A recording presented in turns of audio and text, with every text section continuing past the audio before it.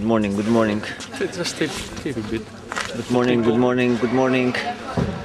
Good morning, girls. Good morning. Good morning. Good morning, good morning. Yes. Good morning. Morning, 你好。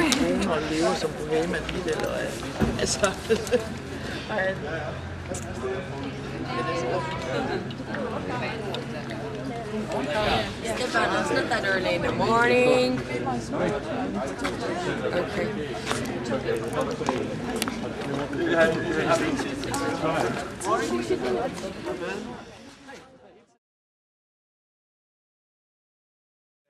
Teacher at the Pedesabro VIA Institute, and these days, yesterday and the day before yesterday, we have had a partner meeting in the Aspire EU Aspire project, and we've been working very hard. And now today we took the advantage to use some of our partners to inform some of our local people about the Aspire project. It's very important for us to disseminate the idea and to make people aware of the possibilities and the idea of the project. That's why we're here. Present at the moment, we have, of course, the Aspire project partners. Some has gone home already, and some of them will make small lectures for us in just a minute. And present also, we have a number of local interest people of different kinds, some from our own VIA organization, some from other places. And you may, later today, when we have the opportunity to discuss and make questions, then you may present yourself. And also we have about 20 students from the international class at the Pedesabro, and of course they have very big interest in these matters because they are going to their homelands, and it's all over Europe, to broadcast very good news about the Aspire project. And the students will entertain you with a small performance at the moment. But before we start, there is a reason why we are not in a VIA Institute at this moment, but we are in quite another venue. And Alan has promised to tell us a little bit about this place and what the idea is. And you may later on in coffee break or lunch break have the opportunity to look at the premises in their physics. So please, Alan. For sure. Yeah, thank you. And I would like to welcome you here at the Performers House in Silkeborg. So this school here is a kind of a brand new school. It opened up in 2007, and it opened up as a Danish Folkehøjskole, a folk high school. And Danish people for sure will know what a Folkehøjskole is, what a folk high school is, because it's a very traditional Danish school system offering non-formal learning environment for people. I think we have around 80, 90 different kind of folk high schools in Denmark with a lot of different topics and subjects. Some are focused on a very specific subject, film, design, journalism, and so on. Some are more broad and wide in their curriculum. But this kind of school system is a non-formal learning environment, and I think it's a very unique, unique thing in the whole world that we have here in Denmark, because it offers possibilities for people, for adults, to stay and live on a boarding school for adults for a period that they choose themselves how long it is. Typically, they are here 1 semester, 2 semesters, but some are even here 5 semesters. It's their own choice. And the curriculum is a kind of a free space for people. They live on the school, they have They have all their meals on the school. Up here we have 45 rooms, double rooms, so they can stay 90 people here. And then they go down, one stop down, and they have their learning environment. So they're very close to their learning environment. And that offers, of course, a big possibility to be in a learning situation with your fellow students and with your teachers 24 hours a day. And that really opened up for also the theme of what this conference and what Aspire is, of their creativity. They have the possibility to have a platform for investigating, for researching together into new lands, new experience.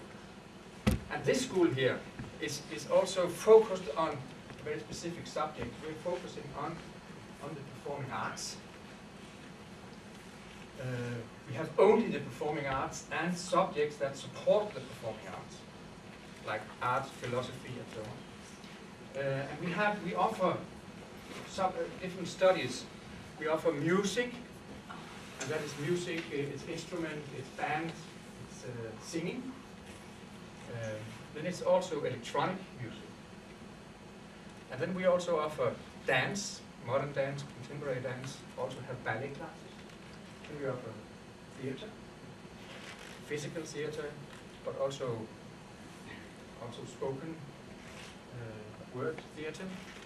And then we have a new circus. A new circus is this combination of theater and circus discipline. It's not a recognized art form in Denmark. It's a recognized art form in different other countries in Europe.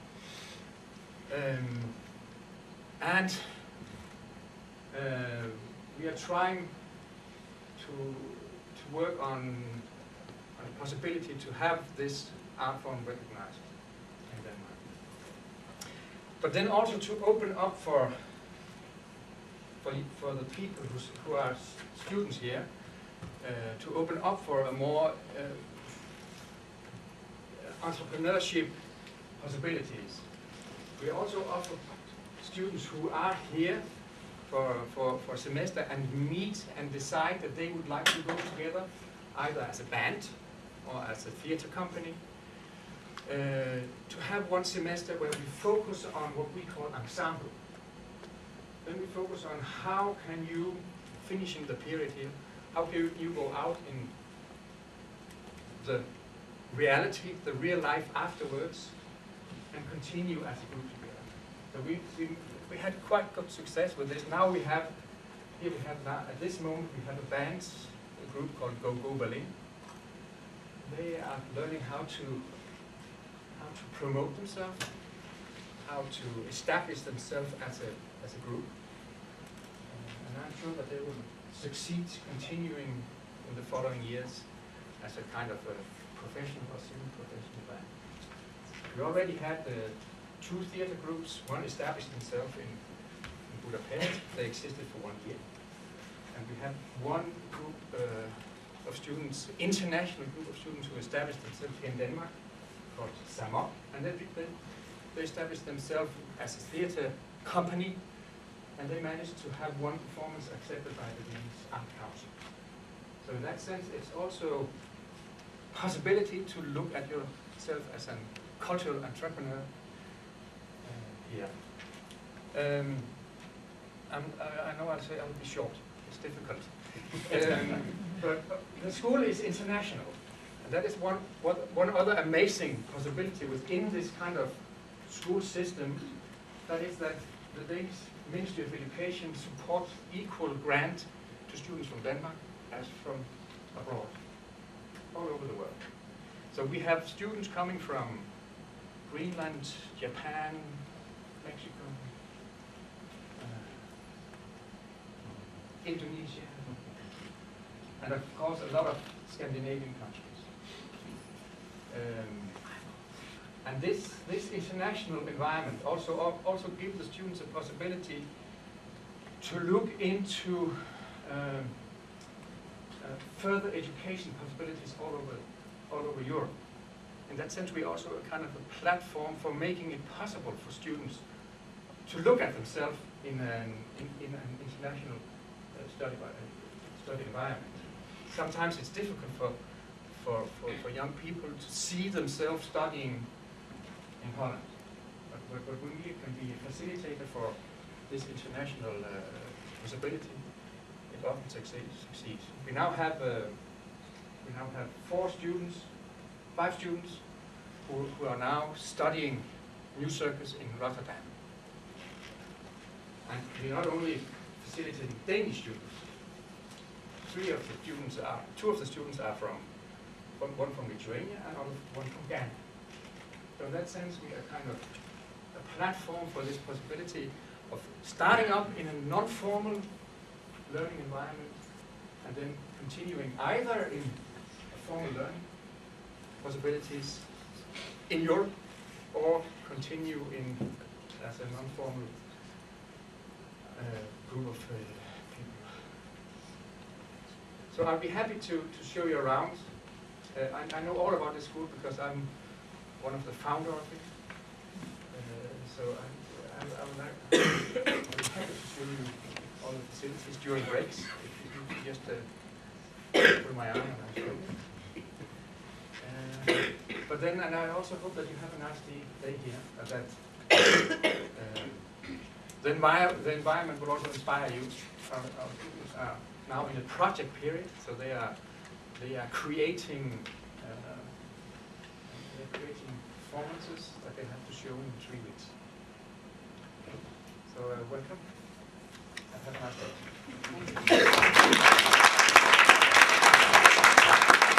Thank you, Alan.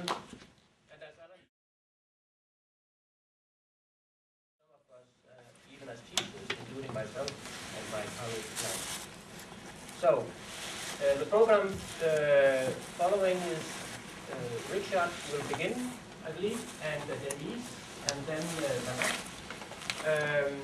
And they are our friends from London, all 3 of them. You may present yourself when you have the say. And afterwards, there will be 3 short inputs from the local partnership, and Gert, Martin, and myself. And then we'll have lunch at some time, and after lunch there will be possibilities of discussing, debate, and a board of people to ask questions. So, Richard? Yeah, sure. Okay, I was thinking about how to do this, and one of the difficulties in trying to talk about Aspire is the project Aspire makes no sense unless you can put it in some kind of context. That's actually not what I've been asked to speak about, but I thought I would do it anyway. So, first of all, let me just say that the partners in Aspire, for those of you who don't know, my name's Richard Parks. I'm the founder, I'm known as Rick. I'm the founder of an organisation in London called Renova. It's a social enterprise, and we support projects through project management, evaluation, and research, and we often help to develop the many complicated and technical aspects of any kind of project or programme which is funded by the European Union. So that's what we do.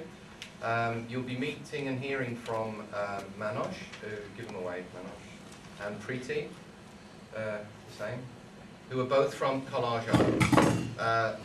Manoj will talk about the chocolate factory and Collage Art, so you get a better feel for what they do and who they are then, of course. But we have other partners too. David from Archemia in Malaga.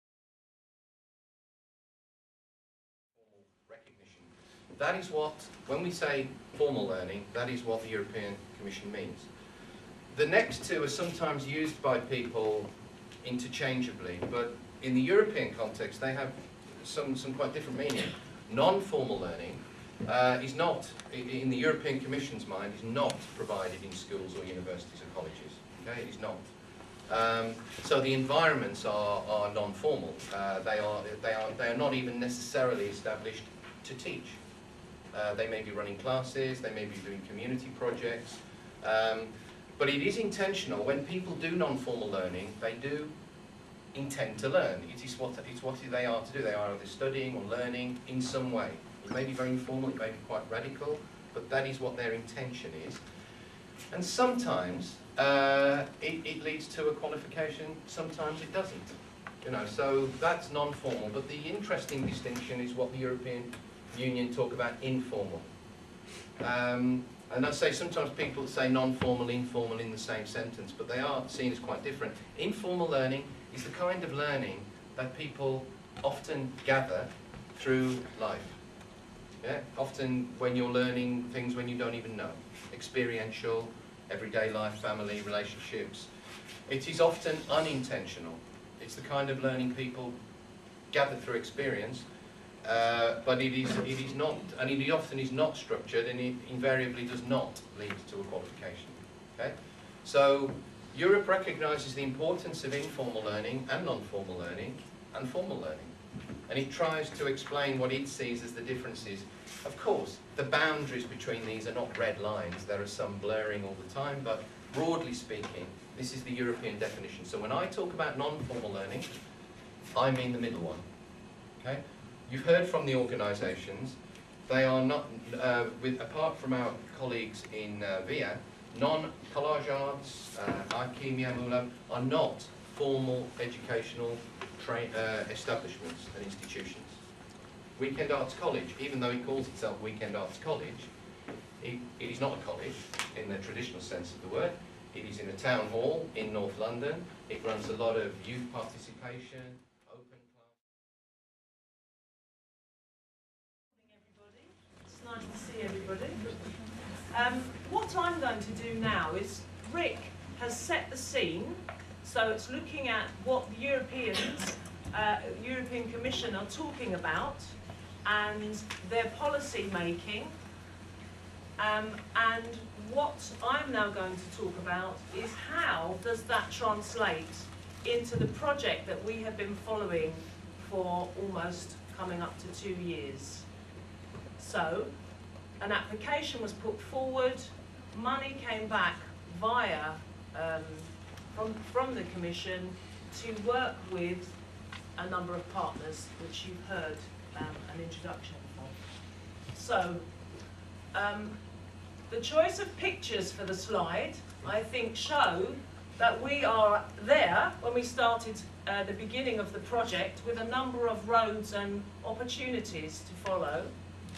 And also the importance of the creative practice is that if we moved too far away from the creative practice, then we were going to definitely be going down the wrong road. So we needed to make sure that anything we worked on would actually fit very well with the organisations and the nature of non-formal learning. So, the point is, the people who choose to learn in a non-formal environment have chosen not to learn in a formal environment. So if we are forced to impose a formal curriculum or a formal construction of the learning, then those people will go out of the door. So we have to make sure that anything we do that works towards the validation of the trainers and the people who are working as workshop leaders in the sector, actually the users and the learners are protected from any structure we create. So it becomes just like on a stage behind the scenes and invisible to those learners and students who work in the non-formal sector. Our job then is to build what we think are the outcomes that we need for those trainers and to make sure that they match against something called the European Qualifications Framework. And what that is a way of measuring levels, from very basic levels, level 0, level 1, 2, level 3 is MBO4, level 4 and 5 is degrees, bachelor degrees, level 6, 7, 8 is masters and above. So where are our trainers in this framework? We need to make a bridge and to find out, to match. Okay, so our workshop workshop leaders are having to, and our partners in Aspire, go through the process of thinking about exactly what we do and to try and recontextualize it or map it across to a formal sector. In our workshop leaders, we don't desire the formal routes of teaching. We don't desire the formal skills of teaching. It's a different process.